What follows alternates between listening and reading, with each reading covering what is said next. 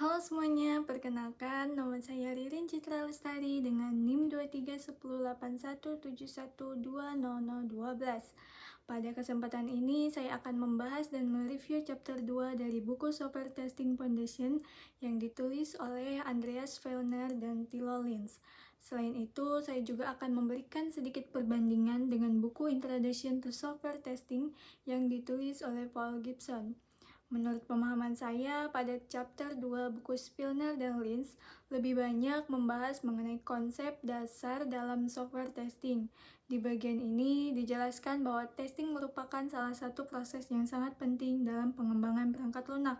Seringkali orang berpikir bahwa testing hanya dilakukan untuk mencari bug setelah program selesai dibuat. Namun sebenarnya testing memiliki peran yang lebih luas, yaitu untuk membantu memastikan bahwa software yang dibuat dapat berjalan sesuai dengan kebutuhan dan harapan pengguna.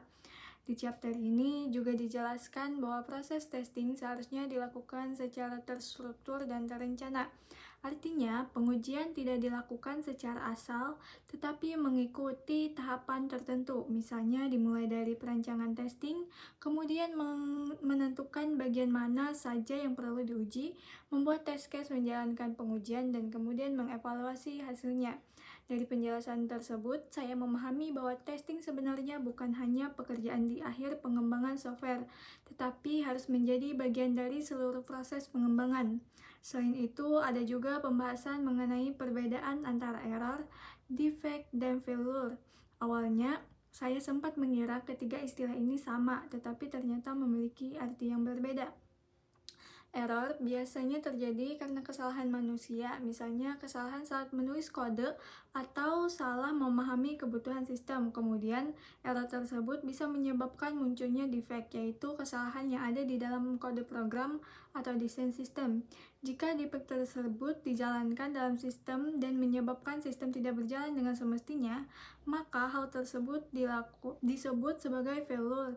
Jadi, bisa dikatakan bahwa failure merupakan dampak yang terlihat oleh pengguna ketika sistem mengalami masalah. Menurut saya, pemahaman tentang perbedaan istilah ini cukup penting, terutama bagi developer maupun tester, supaya mereka bisa lebih memahami sumber masalah yang terjadi dalam software.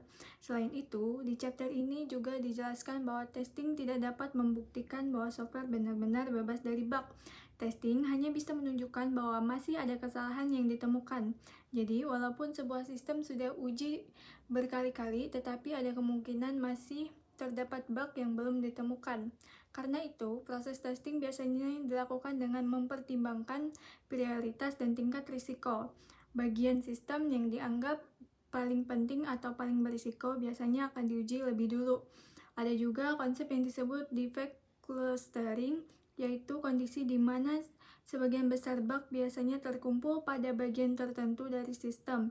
Jadi, tidak semua bagian software memiliki jumlah kesalahan yang sama. Beberapa modul biasanya memiliki lebih banyak bug dibandingkan modul lainnya. Selain itu, buku ini juga menekankan pentingnya dokumentasi dalam proses testing.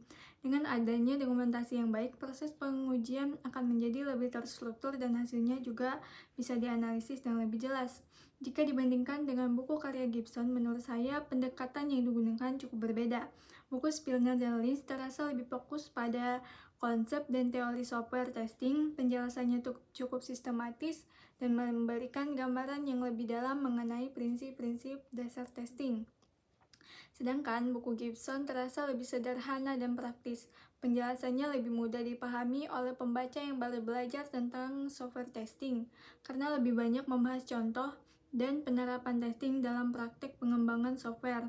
Menurut saya, kedua buku ini sebenarnya saling melengkapi. Buku Spillner dan Lins membantu kita memahami dasar teori dan konsep testing secara lebih mendalam, sedangkan buku Gibson membantu kita melihat bagaimana konsep tersebut diterapkan dalam praktek nyata. Setelah membaca chapter 2 dari buku Software Testing Foundation, saya mendapatkan beberapa insight penting mengenai peran software testing dalam pengembangan perangkat lunak. Salah satu insight yang saya dapatkan adalah bahwa kualitas software sebenarnya tidak hanya ditentukan oleh kemampuan developer dalam menulis kode, tetapi juga oleh bagaimana proses pengujian dilakukan secara sistematis. Testing bukan hanya tahap tambahan setelah program selesai dibuat, tetapi merupakan bagian penting dari proses pengembangan itu sendiri. Selain itu, saya juga menyadari bahwa dalam sistem yang semakin kompleks, kemungkinan terjadinya bug hampir tidak bisa dihindari sepenuhnya. Oleh karena itu, pendekatan seperti risk-based testing menjadi sangat penting karena membantu tim pengembangan untuk memprioritaskan pengujian pada bagian sistem yang memiliki risiko paling besar. Menurut opini saya, secara ilmiah, konsep-konsep yang dijelaskan dalam buku ini sangat relevan dengan praktik pengembangan software modern, terutama dalam pengembangan aplikasi yang digunakan oleh banyak pengguna. Tanpa proses testing yang baik, sebuah sistem mungkin terlihat berjalan dengan normal, tetapi sebenarnya masih menyimpan potensi kesalahan yang dapat menimbulkan masalah di kemudian hari. Selain itu, konsep seperti defect clustering juga menunjukkan bahwa proses testing tidak hanya bersifat teknis, tetapi juga membutuhkan analisis dan strategi yang tepat. Dengan memahami bagaimana dari sistem yang paling sering mengalami kesalahan, proses pengujian dapat dilakukan dengan lebih efisien dan efektif. Menurut saya, pemahaman mengenai dasar-dasar software testing seperti yang dijelaskan pada chapter 2 ini sangat penting bagi mahasiswa yang belajar di bidang teknologi informasi maupun pengembangan perangkat lunak.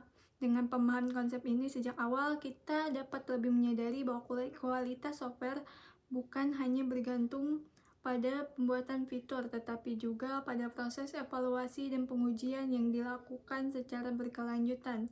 Sekian pembahasan dari saya, kurang dan lebihnya mohon maaf. Terima kasih.